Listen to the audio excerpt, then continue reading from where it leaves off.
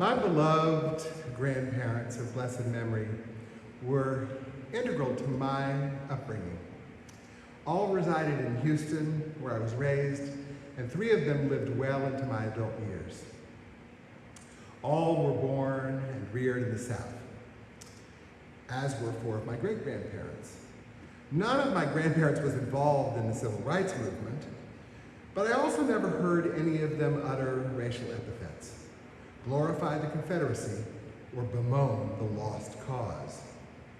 Only as a teenager, when I started asking questions, did I learn that 2 of my great-great-grandfathers had been Confederate soldiers. At best, my grandparents seemed to be only vaguely aware that their own grandparents had been Confederates. They were in denial or simply preferred not to think about it over a century later. They never suggested that they were proud of that legacy, or for that matter, that they were ashamed of it. I'm hardly alone in this congregation. With a history that dates to 1866, and current members whose ancestors were among the founders, plenty of people in our midst are descended from Confederates.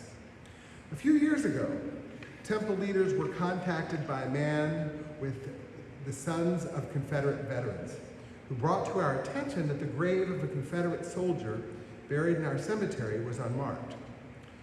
The active Temple member, who is a descendant of this Confederate, the then past president of the congregation, and I, agreed that the grave should be marked, but by us, and not in a way that glorifies the Confederacy. The state of Arkansas, by contrast, does honor the Confederacy abundantly. The Capitol grounds are littered with monuments to the Confederacy. Yes, that lawn also includes a monument to the Little Rock Nine, who are worthy of honor, but that's a testament to a moment when segregation was overcome. There is no monument to the countless lives lost to slavery's brutality, or to lynching, or to any other racist violence on our Capitol grounds.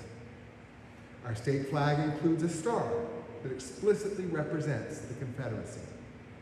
Our General Assembly adopted the Historical Monument Protection Act of 2021, which prohibits removing a monument from its location on any public property, even public property that belongs to a city or county rather than the state itself, absent a waiver from the Arkansas History Commission.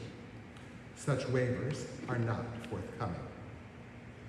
In 2020, before the so-called Historical Monument Protection Act was adopted, Mayor Frank Scott announced the city of Little Rock removed the Memorial to Company A, Capitol Guard's statue, from the grounds of MacArthur Park.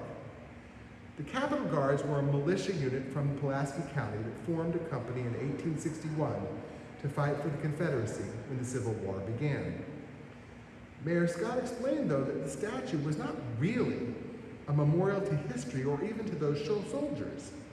It was erected a half-century after the Civil War at what the mayor described as a period of rampant segregation, inequality, and oppressive Jim Crow laws. Turning to this week's Torah portion, Rabbi Ariel Naveh, writing in the Social Justice Torah commentary, encourages us to ask whether we ought to demolish Confederate monuments, just as the Israelites were commanded to wipe out idolatrous altars when they conquered the land of Israel. As the Israelites prepare to cross the Jordan River, Moses instructs them, "You must destroy all these sites at which the nations you are to dispossess worshiped their gods. Tear down their altars, smash their pillars, put their sacred posts to the fire, and cut down the images of their gods, obliterating their names from that site." The commandment seems awfully harsh, even unforgivably disrespectful to other people's faith. However, as Rabbi Naveh explains, the purpose of the destruction is to establish the land as the sacred and true birthright of the Israelites. But it is also to establish the necessary rites of worship and practice in order for that birthright to be continued. Worshipping idols, statues, and altars like the peoples who inhabited the land prior to the Israelites' arrival would be anathema, A new precedent must be established. For that precedent to hold, all remnants of the previous means of worship must be rooted out, desecrated, and fully destroyed. In our own country, in the aftermath of the Civil War, the United States occupied the defeated South and imposed a new racial order on the former Confederacy. Reconstruction, though, was tragically short-lived. Soon, new forms of enslavement, peonage, and convict leasing took hold. Jim Crow and lynching reinforced a racial hierarchy that persists even today, nearly 60 years after civil rights became the law of the land. Unlike Moses' band of freed slaves, commanded to destroy the graven images they found in their new land, lest it lead them too to idolatry, Americans built and venerated monuments to the enslavers and to the enslavement that Union blood was copiously spilt to defeat. In 1913, Julian Carr, a benefactor of Silent Sam, a Confederate monument erected on the campus of the University of North Carolina at Chapel Hill, acclaimed the statue as a testament to those who had given their lives for the welfare of the Anglo-Saxon race. The statue both celebrated and fomented racial violence. At the 2017 Unite the Right rally in Charlottesville and at the Capitol insurrection of January 6, 2021, Confederate and Nazi insignia were flown side by side with American flags, tying racism to anti-Semitism and suggesting that symbols of white supremacy and genocide are patriotic.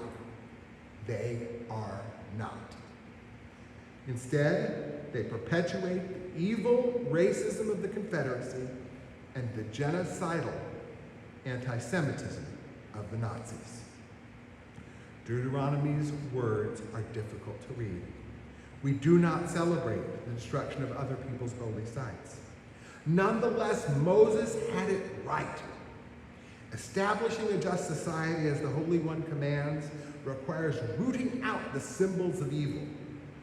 Statues erected to justify white supremacy and the continued subjugation of Black Americans ought to have no place in 21st century America. As Rabbi Naveh concludes, we must destroy and annihilate not just the statues of old, but the despicable mindset they represent. Only then will we as a society hopefully warrant the everlasting name promised to us in generations past. One Jewish Arkansan recorded as a Confederate hero was named Max Frauenthal, a name that will cause David Bowman's ears to perk up, because Frauenthal was David's grandmother's maiden name.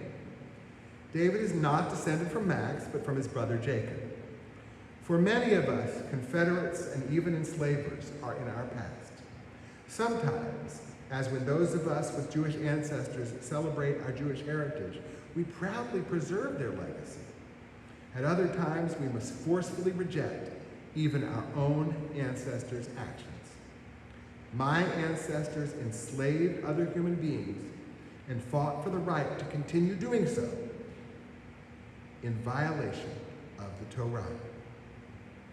We better fulfill our obligations to all the generations of our Jewish people by rejecting their racism and by reaffirming the values that we have received despite them, l'dor vador, from generation to generation. Amen.